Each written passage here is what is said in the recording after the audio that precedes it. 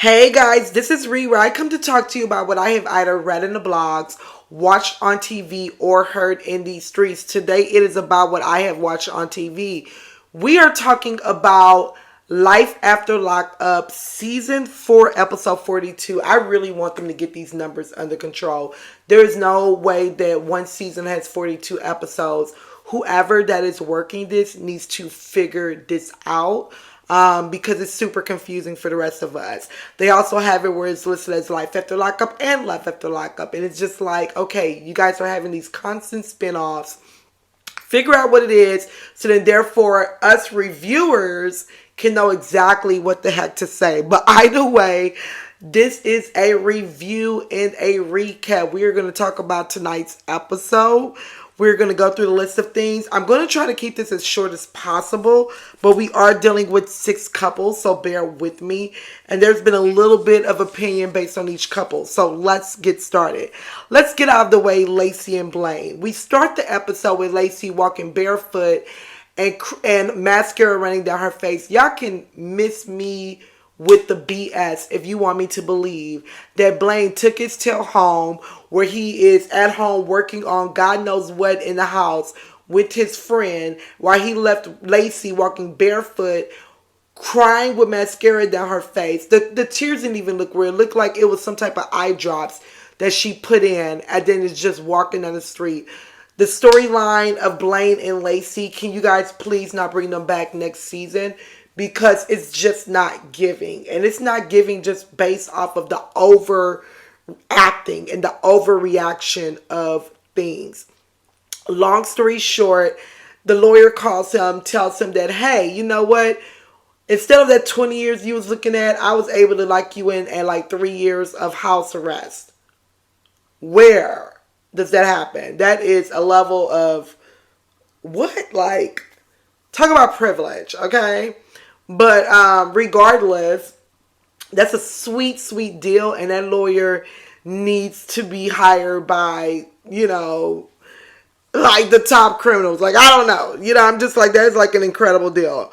But that's that. He's just like, listen, like if you end up with a misdemeanor, even in the slightest way, dude, there's nothing I can do to save you. So Blaine walked away super lucky. We've worked that completely out. Even the lawyer was able to say, hey, I'm going to reduce my price for you as well. So sweet deal. We move on. Let's get to Eris and Cameron. I really like Cameron. I think that Cameron has the potential to be a great partner and a great spouse. I think that if he gets his drinking under control, he'll be good. She brings them out to Tampa where they will be residing. He's loving the new spot. He's like, hey, you know what? This is a place that my family can come and visit. And you know what? Honestly, I love his family as well. His family was very accepting of Eris and her daughter. And they seem to be like a really good bunch. My only issue is Cameron and the drinking. I feel like once he gets that in control, we'll be good. So, she says that there's a couple of things that need to be worked out in the house. And he's like, oh, I got that. And she's like, well, how do you got that? And he's just like, listen, don't worry about all that. Just know I got it. And she's just like, listen, we don't need you into any type of illegal things. And I'm totally with her on that. Because, dude, if I'm going to be with you, you are not going to have it to where you got police busting through our doors. So whatever it is that you're doing, that thing needs to be legal. He promises her that it is. Okay, fine, whatever. He's just like, listen, stop asking me where the money is coming from. Just know that, I got it. So I am guessing that just like what I was saying in regards to Michael and Justine, maybe he has money that he saved up from before he even went into jail. Okay, and that money that he has saved up is what he's just like, listen, I got. Okay, whatever. We'll see as time goes. He surprises her with a chef and dinner and a beautiful scenery on the beach. It was beautiful. And honestly, I'm rooting for them. Like, I really want him to go ahead and lock this in and, just be on the straight and narrow. Stop with the drinking, with the excessive drinking, shall I say. And we'll get this going. We find out that she did not tell her father that she was getting married. And I'm guessing it's due to judgment and him talking her out of it. She is a daddy's girl. And I get that, but you also got to understand why your father would be upset. It sort of puts Cameron in a little pickle, but hopefully they can work this out. It seems like Cameron is very understanding of that as well. So I'm rooting for them. So we move on. Okay, let's get down to Chance and Taylor. Let's get them out of the way. Chance is ruining Taylor's credit and literally her livelihood, to be honest with you. But at the same time, I feel no sympathy for Taylor. Taylor, you have no business. I don't give a damn if he's older than you. You have no business letting a man who just got out of prison run your finances and ruin your credit. Everything that he is getting out of is in her credit. And she's just like letting it happen.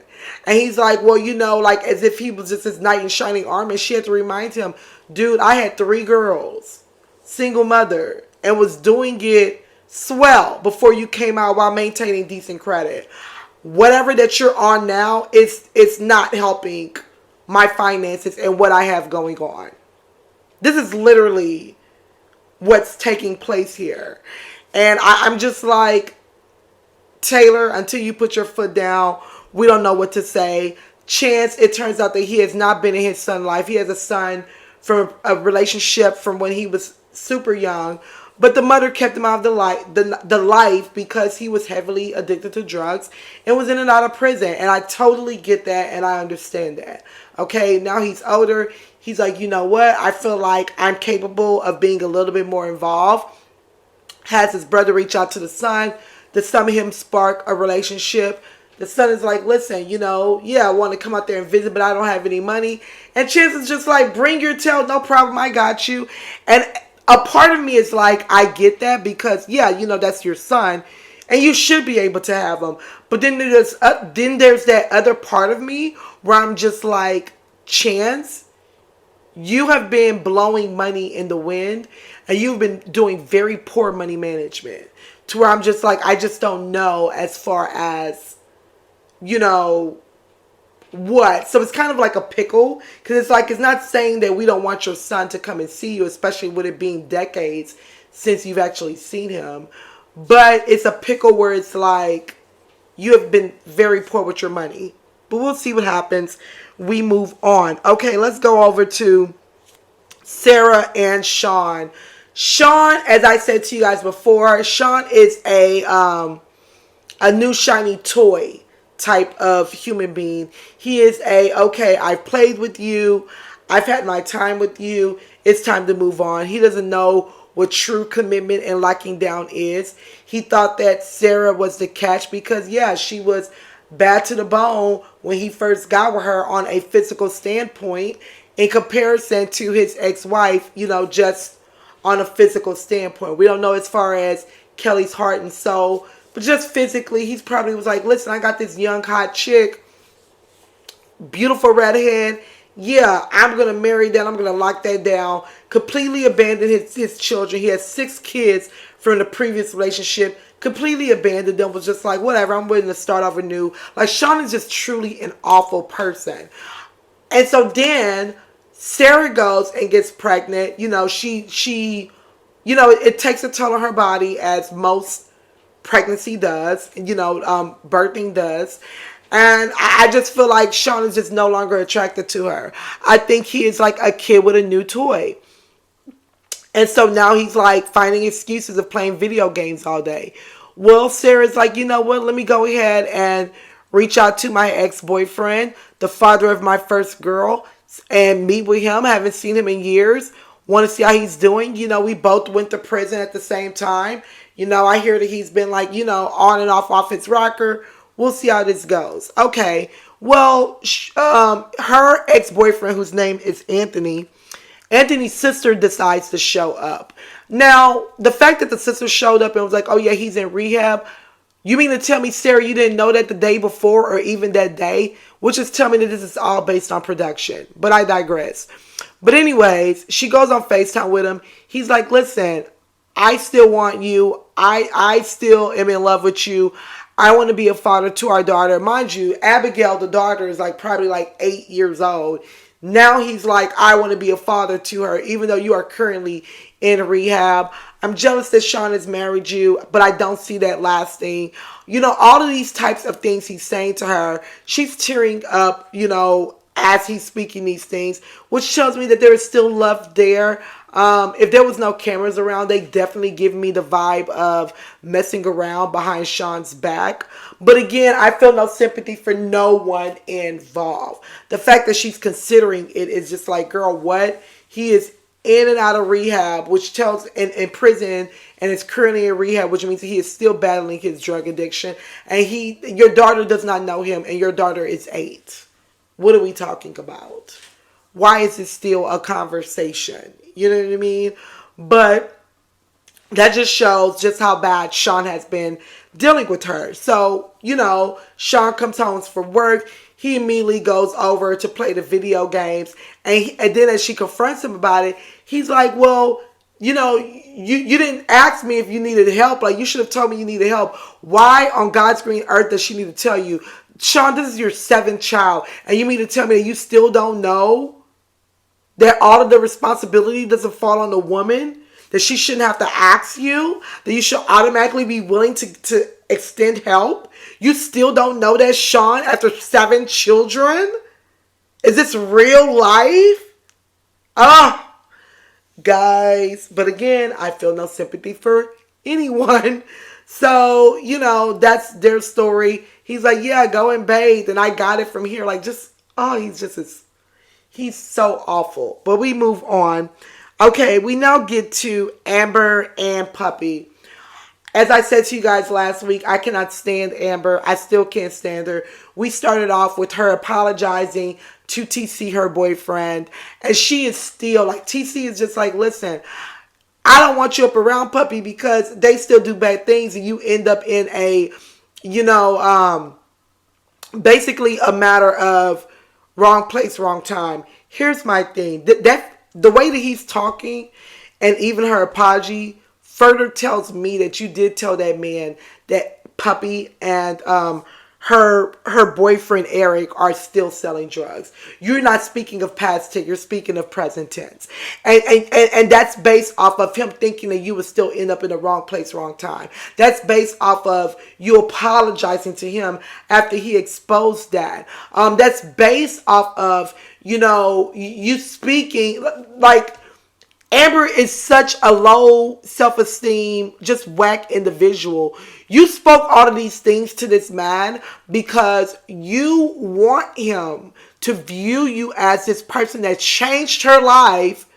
But I'm just being this helper for Puppy because, at the end of the day, she's my friend. She's not your friend. She is a frenemy. You keep her around just to at least in a delusional mindset, but to remind you just how much better you are than her, at least in your mind.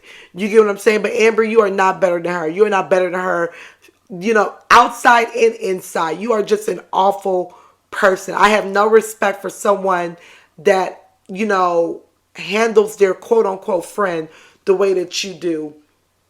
No respect. And the fact that TC is that judgmental coming from the household that he comes from, he tells us that his father was in prison and had him like in trap houses and all these types of things. And yet you are like, it's a way to say, hey, you know what? I just want you to be careful without you basically pooping on someone else. And I just don't care for TC or Amber. We didn't go over to Eric and Puppy, where Eric divorce is completely final. That's great. And he's kind of sad. He's just like, listen, like, it's a lot going on. They got a lot of bills and things. But he's like, listen, I'm a man, and I know that as a man responsibility, I'm going to take care of this stuff. So it's just like a lot on my plate right now. But I know that I got to suck it up and make it happen because as a man, this is just what we do. And so then that further puts guilt into Puppy because she's just like, dang, like all of this is happening because of me. And I don't think that it's strictly because of you. Like Eric made a choice and, but who knows, only they know what's going on there. We move on. We find out this episode that Derek has slept with 10 women behind Monique's back. This is out of his own admittance. 10. I pray that he is exaggerating those numbers for viewers, for TV. The same way that Lacey was walking down the street barefoot, I'm praying that Derek is lying. No way you want me to believe that you knocked down 10 women behind Monique's back, and you haven't even much been out of prison that long. Keep in mind that, Monique has like a tracker on the phone, but he's like, listen, I got a different phone for everything. This man literally pulls out 3 different phones. Monique, the fact that he has knocked down 10 women in this short period of time of coming home from prison, he is using you, baby girl. He is using you for stability. And when he said that when he got out, that the first woman that he knocked down, it was, because he wasn't sure what was going to come from. So basically, he was looking for your stable woman. You was looking for your backup plan. And Monique checked out to be the most stable, who's not only the most stable, but is willing to hand you the world, including designer clothes and things, right? So you get to flex on Instagram. Meanwhile, she's in City Trends. Okay, meanwhile, she's in Fashion Nova, $20 sales. But you out here in Gucci $700 shirt. But I digress. He is using you, Monique. This whole thing is of him using you. He meets up with her sisters. The sister's like, what is the change? She's like, man, I'm not going to go and deal with these females. Mind you, with an S. Negro, what? And let me tell you another way that you know that he's using her. It's simply the fact that the pregnancy, he brings back a pregnancy test. He's like, yeah, I think she's trying to trap me. I think she wants attention. Someone that you really love and you want to be with, you don't say trap. You don't use that term. Trapping is someone that you have no intention of spending long-term lifetime with. That is someone that you're just trying to hit it and quit. You don't say trap for someone that you're really in a relationship with, that you're really looking at this as being long-term, and this is what I was looking at engagement where you were picking out rings for this girl at one point in time. That's not trapping at all. That, like, his wordplay further proved that he's using this girl. But I digress. But Monique just wants someone to cuddle with at night and to give her, that good loving, I guess. So, I digress. We'll see what happens. So that's the review for this episode. And I'd love to hear what everyone has to say. I want to hear your thoughts, your thoughts on Monique and Derek and the 10 women. Jesus Christ, I cannot believe. Your thoughts on the fact that Taylor is letting Chance ruin her credit and her financial stability. I just can't. Like, I really just cannot. I want to hear everyone's thought. I want to hear your thoughts on Amber. Do you really think that she went and told those things purposely to TC? I think she did. I think that she's a very insecure, frenemy type of girl. I just don't see it for Amber. But I want to hear everyone's thoughts. Like, comment, and subscribe. And I look forward to speaking with you guys soon. Okay, bye.